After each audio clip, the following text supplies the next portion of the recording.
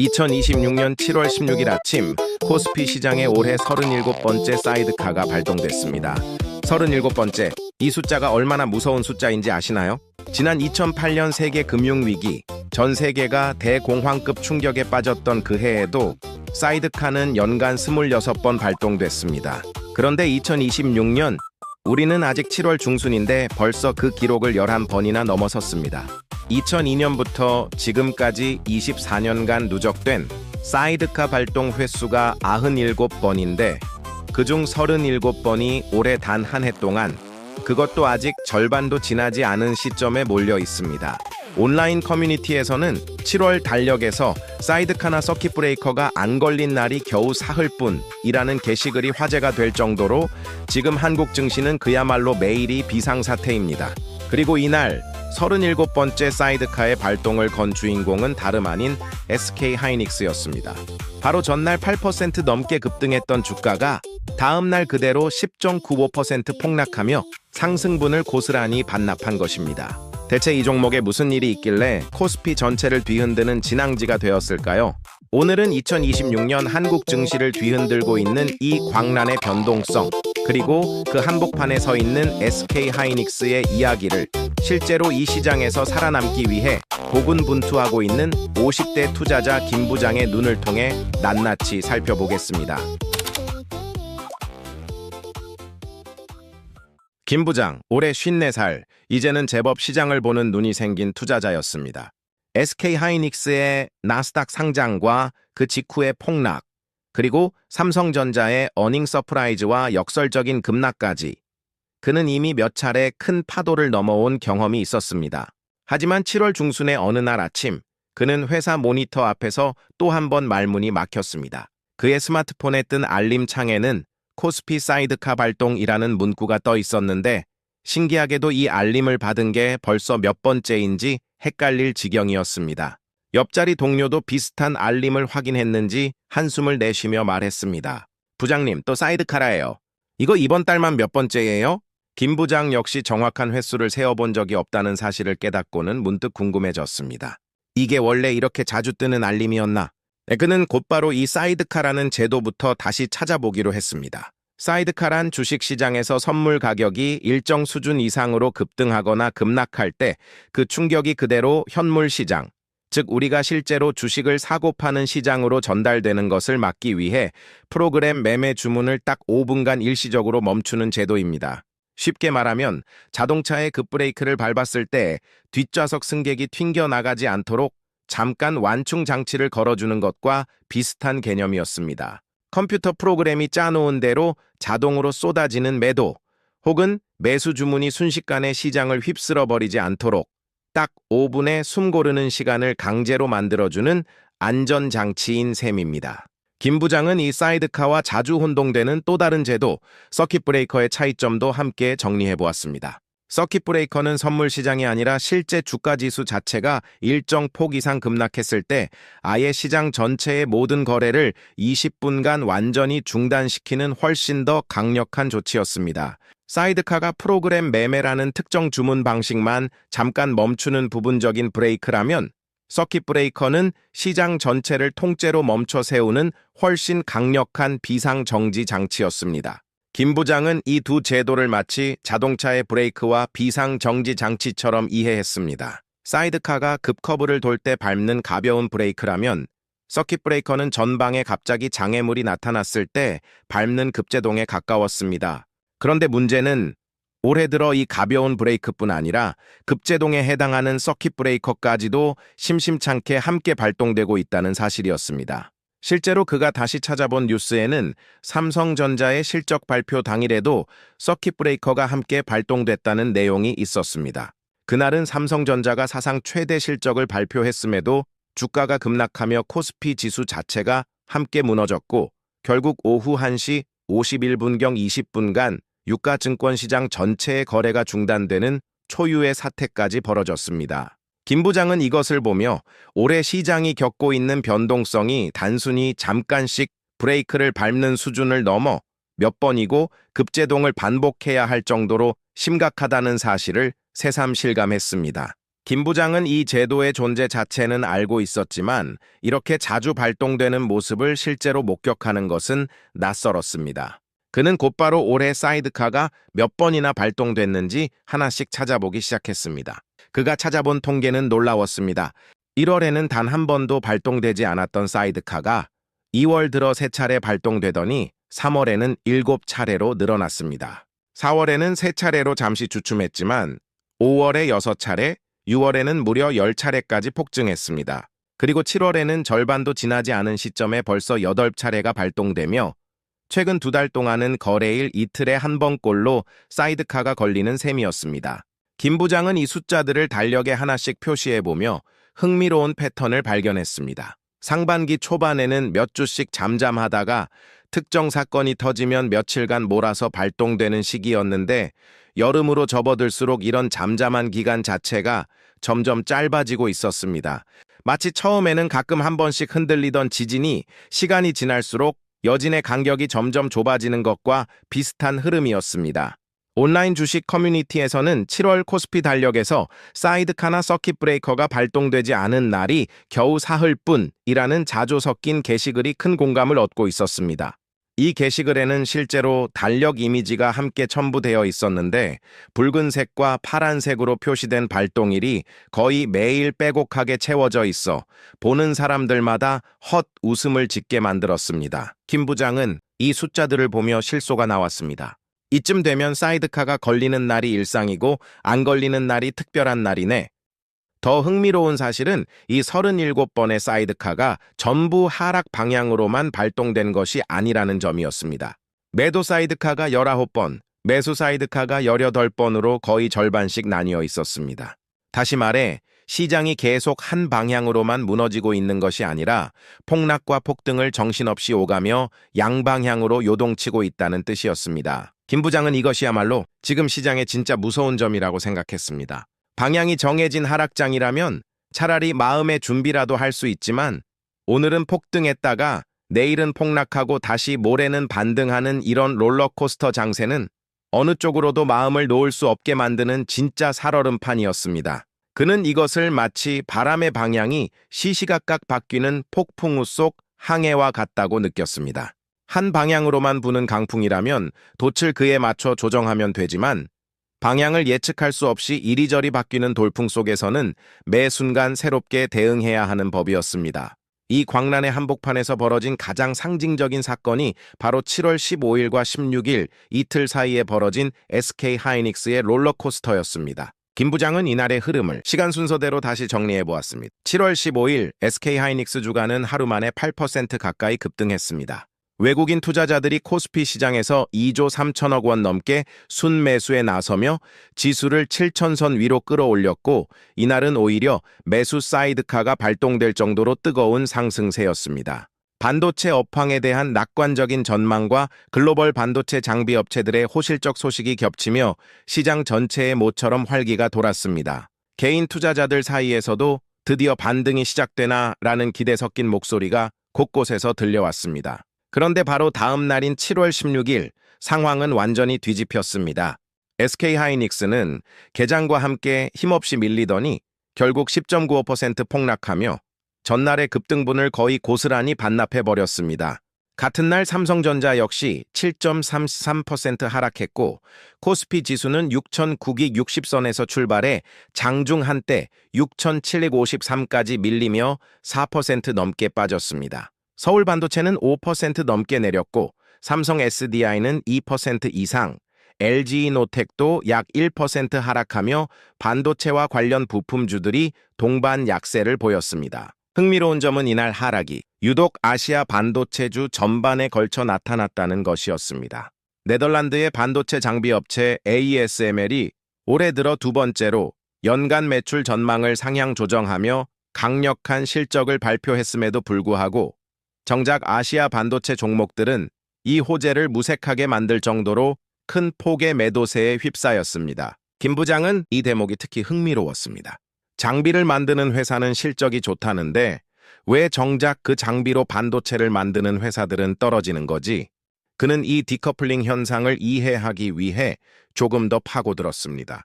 장비업체인 ASML의 좋은 실적은 앞으로도 전 세계 반도체 회사들이 계속해서 장비 투자를 이어갈 것이라는 신호로 해석될 수 있었지만, 동시에 이는 반도체 회사들 스스로가 생산 능력을 계속 늘려간다는 뜻이기도 했습니다. 만약 이렇게 늘어난 생산 능력이 실제 수요 증가 속도를 앞지르게 된다면 오히려 공급 과잉으로 이어지며 메모리 가격에 부담을 줄 수 있다는 우려가 일부 투자자들 사이에서 제기되었습니다.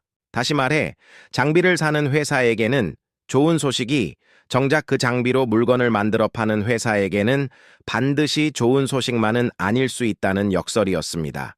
김 부장은 이것을 마치 원재료를 파는 회사와 그 원재료로 완제품을 만드는 회사의 이해관계가 항상 일치하지는 않는 것과 비슷하다고 이해했습니다. 그는 이 급락의 흔적을 다시 짚어보며 헛웃음을 지었습니다. 이틀 만에 8% 오르고 11%가 빠졌으면 도대체 이 회사에 무슨 일이 있었던 거야? 그가 하나씩 찾아본 이유는 크게 세 가지로 정리할 수 있었습니다. 첫 번째는 인공지능 투자 지출에 대한 우려였습니다. 7월 15일에 급등이 있기 전 이미 시장 일각에서는 인공지능 관련 기업들의 설비 투자 속도가 예상만큼 지속되지 못할 수 있다는 걱정이 조금씩 퍼지고 있었습니다. 15일의 급등이 차익 실현의 대상이 되면서 16일에는 이런 우려를 이유로 투자자들이 서둘러 이익을 실현하며 물량을 쏟아냈다는 분석이었습니다. 김 부장은 이 대목에서 흥미로운 사실 하나를 발견했습니다. 이 폭락의 사흘 전쯤에는 SK하이닉스 하루 최대 낙폭을 기록한 날도 있었는데, 그날 역시 같은 인공지능 투자 지출 우려가 원인으로 지목되었다는 것이었습니다. 다시 말해, 이 우려는 하루 이틀 반짝 나타났다 사라지는 것이 아니라 최근 시장 내내 반복적으로 등장하며 투자 심리를 계속 흔들고 있는 뿌리 깊은 불안 요소였습니다. 김 부장은 이 인공지능 투자 지출 우려라는 것이 정확히 어떤 맥락에서 나온 것인지 조금 더 깊이 파고들어 보았습니다.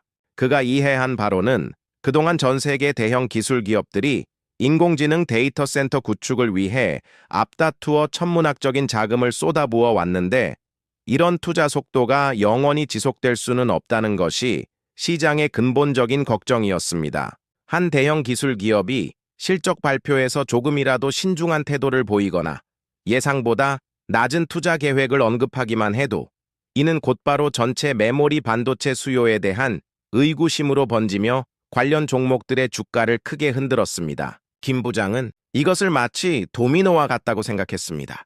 맨 앞에 도미노 하나, 즉 한 대형 고객사의 투자 계획 하나가 살짝 흔들리기만 해도 그 여파가 메모리를 만드는 회사, 그 메모리에 들어가는 소재를 만드는 회사까지 줄줄이 이어지며 시장 전체를 흔드는 구조였다는 것입니다. 그는 이 도미노 구조가 특히 위험한 이유는 정작 그 맨 앞에 도미노가 진짜로 넘어졌는지 아니면 살짝 흔들렸을 뿐인지조차 명확하지 않은 채로 소문과 추측만으로도 뒤쪽의 도미노들이 먼저 넘어질 수 있다는 점이라고 생각했습니다. 다시 말해, 실제 투자 지출이 줄어들었다는 확정된 사실이 나오기도 전에 그럴 수도 있다는 우려만으로도 주가는 이미 크게 흔들릴 수 있었던 것입니다.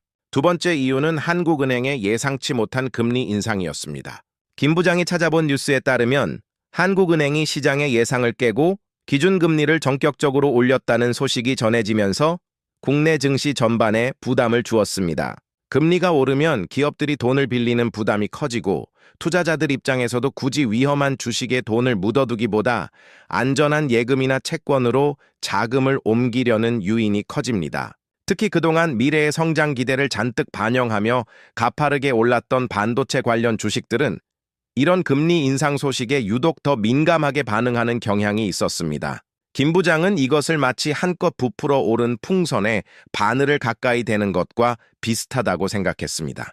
풍선이 크게 부풀어 있을수록 작은 바늘 하나에도 소리를 내며 크게 흔들리기 쉬운 것처럼 기대감으로 가득 부풀어 있던 반도체 주가 역시 예상치 못한 금리 소식 하나에 유독 크게 출렁였다는 것이었습니다. 김 부장은 왜 하필 한국은행이 이 시점에 예상 밖의 금리 인상을 단행했는지도 궁금해졌습니다. 그가 찾아본 분석에 따르면 그 배경에는 국내 물가 상승 압력과 함께 원화 가치 방어라는 목적이 함께 얽혀 있었습니다. 그동안 이어진 반도체 수출 호황으로 경기가 뜨거워지는 신호가 나타나는 한편 국제 유가 상승과 공급망 불안으로 물가 상승 압력도 함께 커지고 있었습니다. 이런 상황에서 한국은행은 물가와 통화 가치를 안정시키기 위해 선제적으로 금리를 올리는 카드를 꺼내든 것으로 풀이되었습니다. 다만 시장은 이 결정을 예상하지 못했던 만큼 그 충격이 고스란히 주가에 반영되며 예민한 반응을 보였다는 것이 김 부장의 해석이었습니다. 그는 이 대목에서 아무리 개별 기업의 실적이 좋아도 국가 전체의 통화 정책이라는 훨씬 큰 물줄기 앞에서는 그 힘을 온전히 발휘하기 어렵다는 사실을 다시 한번 깨달았습니다. 세 번째 이유는 단일 종목 레버리지 ETF를 둘러싼 구조적인 문제였습니다. 김 부장은 이 부분에서 예전 삼성전자 사건 때 배웠던 개념을 다시 떠올렸습니다.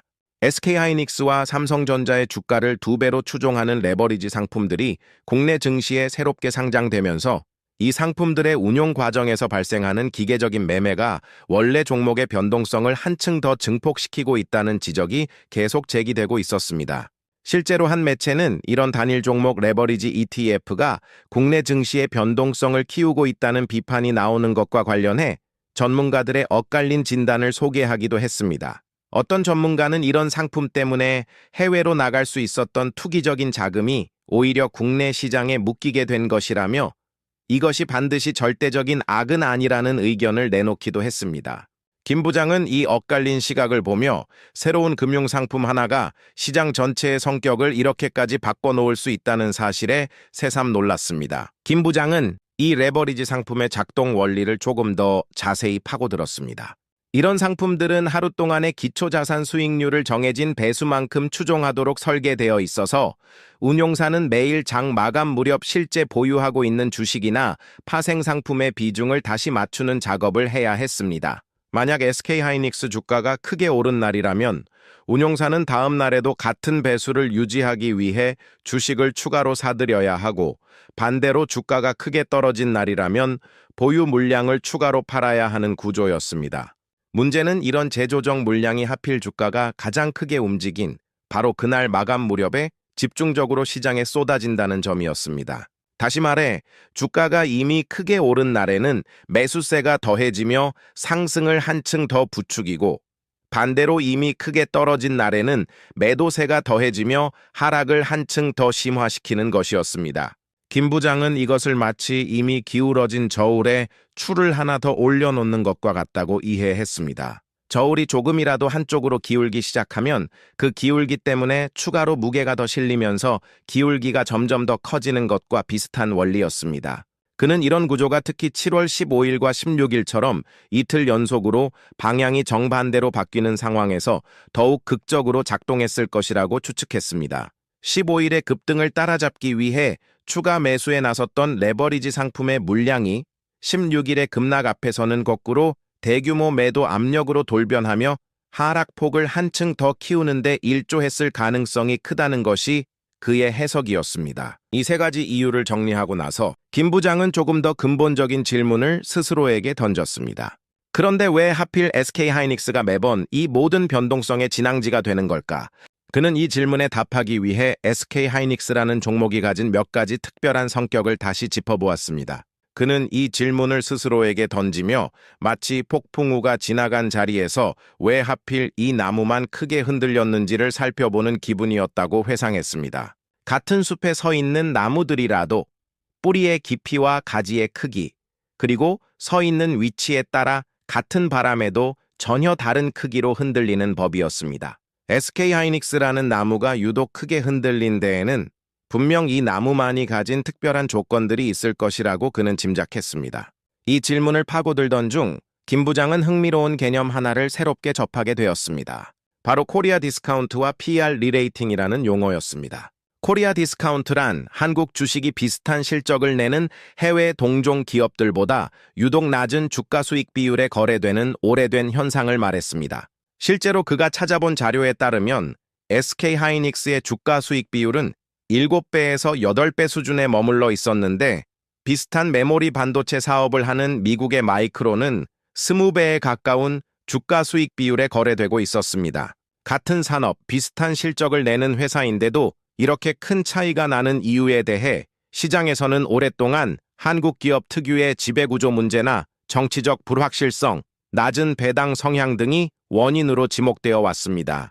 그런데 SK하이닉스가 나스닥에 직접 상장하며 미국 투자자들의 접근성이 훨씬 높아지면 이 오래된 저평가가 서서히 해소되며 주가 수익 비율이 마이크론 수준으로 재평가될 수 있다는 기대가 있었습니다.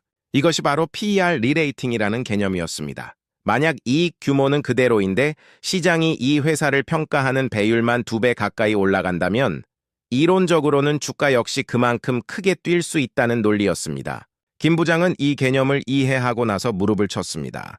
그러니까 지금 SK하이닉스 주가는 단순히 실적이 좋아서 오르는 게 아니라 이 저평가가 해소될 거라는 기대까지 함께 얹혀서 오르고 있었던 거구나. 하지만 동시에 그는 이 논리가 반대로 작동할 수도 있다는 사실도 깨달았습니다. 만약 시장의 재평가에 대한 기대가 조금이라도 흔들리면 실적과 무관하게 주가만 다시 예전 수준으로 되돌아갈 위험도 함께 커진다는 것이었습니다. 실제로 그가 찾아본 증권사들의 12개월 목표 주가는 평균 3세 17만 원 수준으로 당시 실제 거래되던 가격과 상당한 차이를 보이고 있었습니다. 이렇게 목표 주가와 실제 가격 사이의 간극이 크다는 것 자체가 이 리레이팅에 대한 기대가 얼마나 뜨겁고 동시에 얼마나 불확실한지를 보여주는 증거였습니다. 김 부장은 이 간극을 보며 증권사마다 이 리레이팅이 얼마나 빨리, 얼마나 크게 일어날지에 대한 가정이 제각각이라는 사실도 함께 이해했습니다. 어떤 증권사는 상장 직후 곧바로 마이크론 수준의 재평가가 이루어질 것이라 낙관했고, 어떤 증권사는 이 과정이 몇 년에 걸쳐 서서히 일어날 것이라며 좀 더 신중한 목표가를 제시했습니다. 이렇게 넓게 퍼진 목표가 분포 자체가 이 종목을 둘러싼 기대와 불확실성이 동시에 얼마나 큰지를 압축적으로 보여주는 지표였습니다. 첫 번째 이유는 이 회사가 코스피 지수에서 차지하는 비중이 워낙 크다는 점이었습니다. 삼성전자와 함께 코스피 시가총액 상위를 다투는 SK하이닉스는 이 회사 하나의 주가가 몇 %만 움직여도 코스피 지수 전체가 크게 출렁일 수 있는 구조였습니다. 마치 시소의 한쪽 끝에 무거운 추가 올려져 있으면 그 추가 조금만 움직여도 시소 전체가 크게 기울어지는 것과 비슷한 이치였습니다. 두 번째 이유는 SK하이닉스가 인공지능 시대의 핵심 부품인 고대 역폭 메모리 시장에서 세계 1위를 지키고 있다는 상징성이었습니다. 인공지능 산업에 대한 기대와 우려가 교차할 때마다 시장은 이 산업을 가장 잘 대표하는 종목으로 SK하이닉스를 가장 먼저 떠올렸고, 그만큼 관련된 모든 뉴스와 소문이 이 종목에 가장 먼저, 가장 크게 반영되었습니다. 세 번째 이유는 앞서 살펴본 레버리지 상품들의 존재였습니다. 이 종목을 기초자산으로 하는 레버리지 상품들의 거래 규모가 커지면서 원래 주가의 움직임을 몇 배로 증폭시키는 새로운 종류의 수급이 계속해서 이 종목에 집중되고 있었습니다. 여기에 김 부장은 네 번째 이유도 하나 더 찾아냈습니다.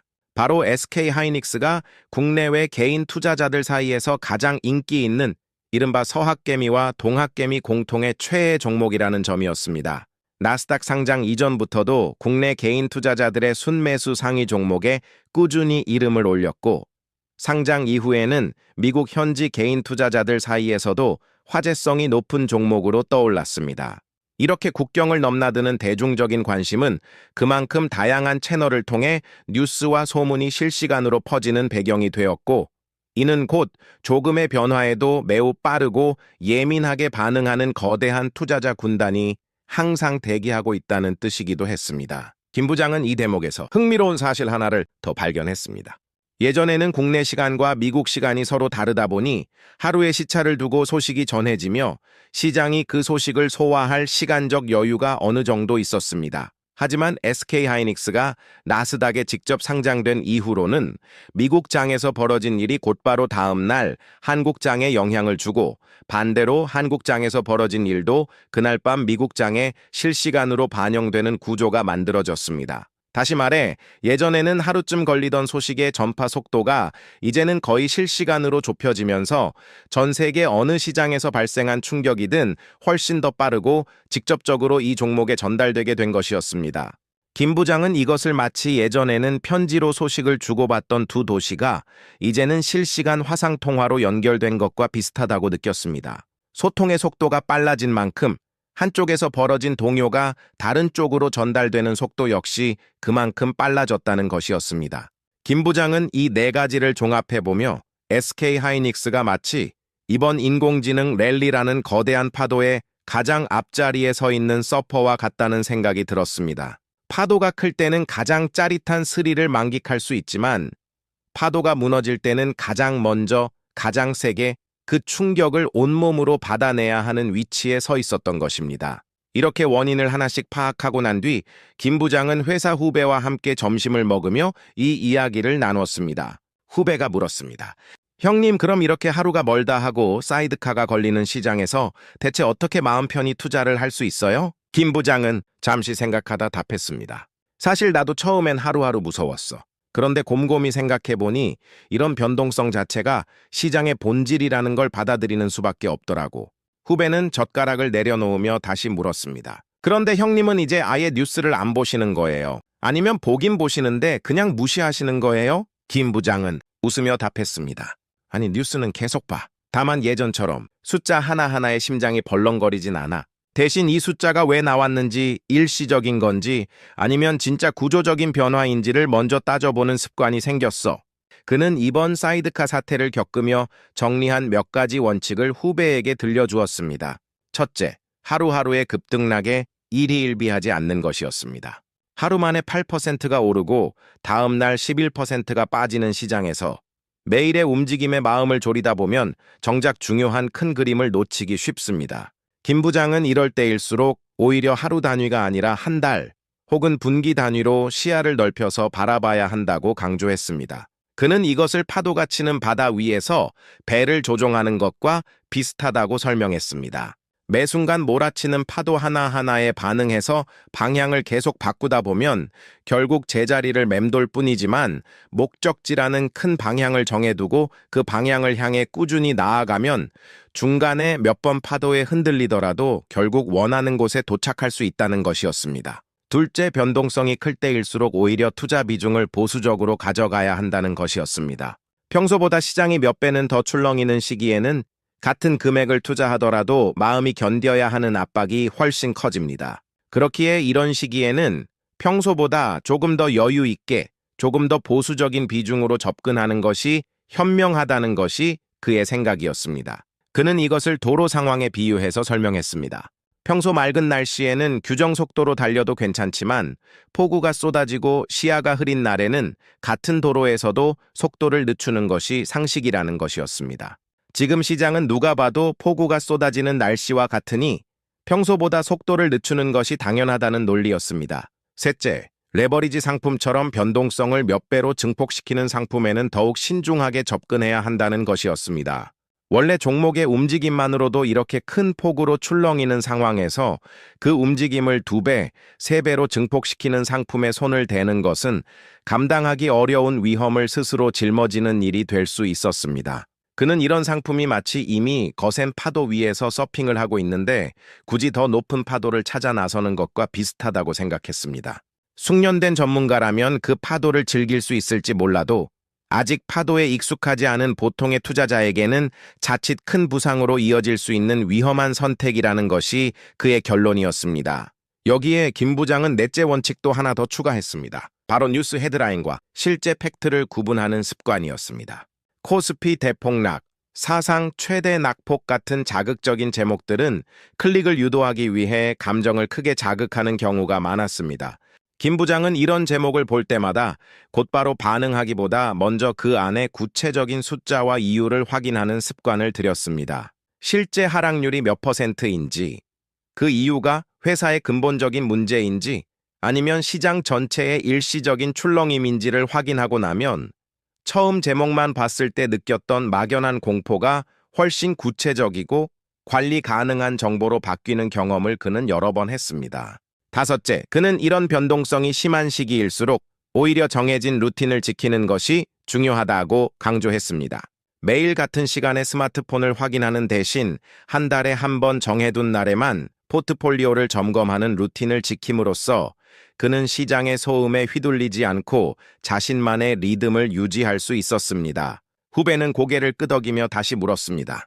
그런데 이렇게 사이드카가 자주 걸리는 게 혹시 우리나라 시장에 뭔가 근본적인 문제가 있다는 신호는 아닐까요? 김 부장은 이 질문에 대해서도 나름의 생각을 정리해두고 있었습니다.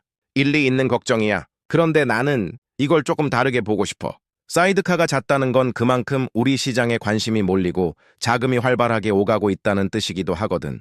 문제는 그 관심과 자금이 너무 급하게, 너무 감정적으로 움직인다는 거지. 그는 이것을 마치 인기 있는 맛집에 사람이 몰릴 때와 비슷하다고 설명했습니다. 사람이 많이 몰리는 것 자체는 그 가게가 그만큼 매력적이라는 증거일 수 있지만, 문제는 그 많은 사람들이 질서 없이 한꺼번에 몰려들면 오히려 가게 안이 아수라장이 될 수 있다는 것이었습니다. 지금 한국 증시가 겪고 있는 극심한 변동성도 그만큼 많은 관심과 자금이 몰리고 있다는 신호인 동시에 그 관심이 아직은 다소 무질서하게 움직이고 있다는 증거이기도 하다는 것이 그의 해석이었습니다. 후배는 이 비유가 흥미로웠는지 다시 물었습니다. 그럼 이 무질서함이 언젠가 정리될까요? 김 부장은 잠시 고민하다 답했습니다. 그건 나도 확신할 수 없어. 다만 시간이 지나면서 이런 새로운 상품들, 새로운 투자 방식들에 대한 이해가 쌓이고 관련 제도도 점점 다듬어지지 않을까 싶어. 실제로 이번 레버리지 ETF 관련 논란도 결국은 시장이 이 새로운 도구를 어떻게 더 건강하게 활용할지 배워가는 과정이라고 생각해. 그는 이것을 마치 새로운 도로가 처음 개통되었을 때와 비슷하다고 덧붙였습니다. 처음에는 운전자들이 그 도로의 특성에 익숙하지 않아 사고가 잦을 수 있지만 시간이 지나며 다들 그 도로에 적응하고 관련 안전 규정도 정비되면서 점점 더 안정적으로 이용할 수 있게 되는 것처럼 지금의 극심한 변동성도 새로운 금융 환경에 시장 전체가 적응해가는 하나의 과정일 수 있다는 것이 그의 조심스러운 전망이었습니다. 이 대화를 나눈 뒤 며칠이 지나고 김 부장은 저녁 뉴스를 보다가 문득 아내에게 이런 말을 했습니다. 요즘 주식시장 뉴스 보면 매일 사이드카와 서킷 브레이커 얘기뿐이야? 예전 같았으면 나도 그런 뉴스 볼 때마다 심장이 철렁했을 텐데 요즘은 오히려 덤덤해지더라고. 아내가 물었습니다. 그거 좋은 거야, 나쁜 거야? 김 부장은 웃으며 답했습니다. 좋은 거지. 시장이 흔들리는 건 내가 어떻게 할 수 있는 부분이 아니잖아. 대신 내가 어떻게 반응하느냐는 내가 정할 수 있는 부분이거든. 그동안 몇 번 큰 파도를 넘다 보니 이제는 파도 자체보다 내가 그 파도 위에서 중심을 잡는 법에 더 집중하게 된 것 같아. 옆에서 함께 뉴스를 보던 딸이 끼어들었습니다. 아빠, 근데 이렇게 매일 시장이 흔들리는데 무섭지 않아? 김 부장은 잠시 생각하다 답했습니다. 무서워. 근데 무섭다고 아무것도 안 하면 그건 그것대로 위험한 선택이야. 중요한 건 무서움을 없애는 게 아니라 무서운 와중에도 흔들리지 않을 나만의 기준을 갖고 있는 거지. 딸은 고개를 끄덕이며 조용히 웃었습니다. 몇 달 전 SK하이닉스 폭락 소식에 안절부절 못하던 아버지의 모습을 기억하고 있었기에 이렇게 담담하게 시장을 설명하는 지금의 모습이 유독 낯설고도 든든하게 느껴졌습니다. 이 말 속에는 그가 SK하이닉스의 나스닥 상장 폭락, 삼성전자의 어닝 서프라이즈 역설, 그리고 이번 사이드카 대란까지 몇 달간 반복해서 겪어온 변동성 속에서 차곡차곡 쌓아온 내공이 고스란히 녹아 있었습니다.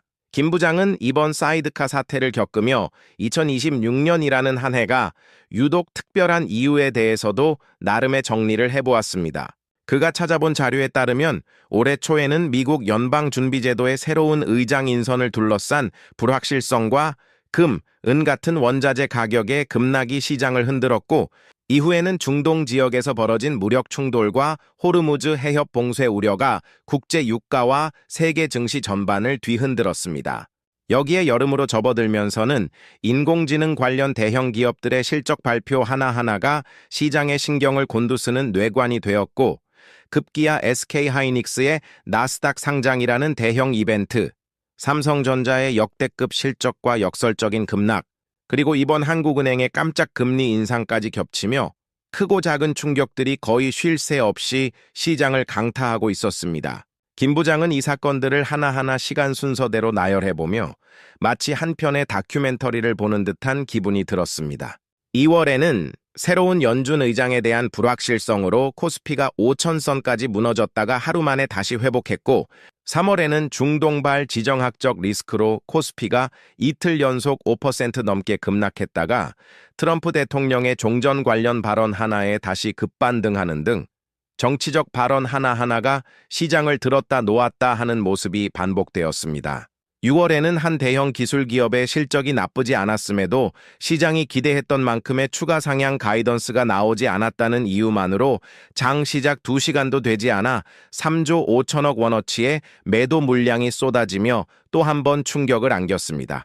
김 부장은 이 모든 사건들을 하나의 흐름으로 정리해보며 결국 2026년의 극심한 변동성은 어느 한 가지 원인 때문이 아니라 지정학적 리스크와 통화정책, 인공지능발 산업 재편, 그리고 새로운 금융상품이라는 여러 힘이 동시에 겹쳐지며 만들어낸 결과라는 결론에 도달했습니다. 그는 이것을 마치 여러 개의 태풍이 동시에 발생해 서로 영향을 주고받으며 예측하기 어려운 경로로 움직이는 것과 비슷하다고 느꼈습니다. 하나의 태풍이라면 그나마 예측이 가능하지만 여러 개의 태풍이 동시에 소용돌이칠 때는 그 누구도 다음 순간의 경로를 확신할 수 없다는 것이었습니다. 그는 노트 한쪽에 이 사건들을 시간순으로 정리한 작은 연표를 만들어 두었습니다. 앞으로 또 다른 충격적인 뉴스가 나올 때마다 이 연표를 다시 펼쳐보며 지금의 사건이 과거의 어떤 패턴과 비슷한지, 그리고 그 패턴이 결국 어떻게 지나갔는지를 참고하기 위해서였습니다. 이 이야기를 지켜보신 여러분께 묻고 싶습니다. 여러분은 올해 들어 하루가 멀다 하고 쏟아지는 사이드카와 서킷 브레이커 뉴스를 보며 어떤 마음이 드셨나요? 혹시 매일매일의 급등락에 마음이 지치지는 않으셨나요? 아니면 오히려 이런 변동성 속에서 기회를 찾고 계신가요? 2008년 금융위기보다도 더 자주 발동되고 있는 이 기록적인 사이드카 횟수는 단순한 숫자를 넘어서 지금 우리가 얼마나 예측 불가능한 시장 한복판에 서 있는지를 보여주는 상징과도 같습니다. 그리고 그 변동성의 한복판에 서 있는 SK하이닉스는 우리에게 가장 화려한 상승과 가장 아찔한 하락을 동시에 보여주며 지금 이 시대 투자자들이 갖춰야 할 진짜 태도가 무엇인지를 계속해서 묻고 있습니다. 어쩌면 이 극심한 변동성은 앞으로도 한동안 계속될지 모릅니다. 인공지능이라는 거대한 산업의 재편이 아직 끝나지 않았고 전 세계 통화 정책과 지정학적 리스크 역시 여전히 유동적이기 때문입니다. 하지만 그 변동성이 언제 끝날지는 아무도 정확히 예측할 수 없다 해도 그 안에서 우리가 어떤 태도로 서 있을지는 지금 이 순간에도 스스로 정할 수 있습니다. 김 부장의 이야기는 여기서 끝이 아닙니다. 그는 오늘도 출근길 지하철에서 간밤에 새로 발동된 사이드카가 있는지부터 확인하지만 예전처럼 그 소식 하나에 하루 종일 마음이 요동치지는 않습니다. 대신 그는 그 소식이 어떤 맥락에서 나왔는지, 일시적인 파동인지 아니면 정말 눈여겨봐야 할 구조적인 변화의 신호인지를 차분히 따져보는 습관을 갖게 되었습니다. 37번의 사이드카, 그리고 그 한가운데 서 있었던 SK하이닉스의 이틀간의 롤러코스터는 그에게 시장이라는 것이 얼마나 예측 불가능하고 동시에 얼마나 많은 요인들이 복잡하게 얽혀 움직이는 곳인지를 다시 한번 알려주었습니다. 하지만 동시에 그는 이 예측 불가능함 앞에서도 자신만의 원칙을 지키는 사람과 그렇지 못한 사람 사이에는 시간이 지날수록 분명한 차이가 생긴다는 것도 깨달았습니다. 그는 이제 사이드카 알림이 뜰 때마다 예전처럼 심장이 철렁 내려앉는 대신 습관처럼 노트를 펼쳐 그날의 이유를 한 줄로 적어두는 여유를 갖게 되었습니다. 몇 달 뒤 이 노트가 얼마나 두툼해질지, 그리고 그 안에 적힌 숫자들이 결국 어떤 이야기로 마무리될지는 아직 아무도 알 수 없습니다. 다만 그는 그 결말이 어떻게 되든 자신이 그 과정을 감정이 아닌 근거로 지나왔다는 사실만큼은 스스로에게 떳떳할 수 있을 것이라 믿고 있었습니다. 오늘 영상에서는 2008년 금융위기 기록마저 훌쩍 뛰어넘은 2026년 코스피의 역대급 사이드카 발동 횟수, 그리고 그 한복판에서 벌어진 SK하이닉스의 극적인 이틀간의 롤러코스터를 함께 살펴보았습니다. 인공지능 투자 지출 우려부터 한국은행의 깜짝 금리 인상, 코리아 디스카운트 해소에 대한 기대와 그 이면의 불확실성, 그리고 단일 종목 레버리지 ETF라는 새로운 변수까지 이 모든 것들이 왜 하필 SK하이닉스를 중심으로 폭발했는지, 그리고 이런 광란의 변동성 속에서 김 부장이 어떤 원칙으로 자신을 지켜냈는지 함께 짚어보았습니다. 오늘 이야기가 여러분이 지금의 극심한 시장 변동성을 조금 더 차분하게 바라보는데 작은 도움이 되었기를 바랍니다.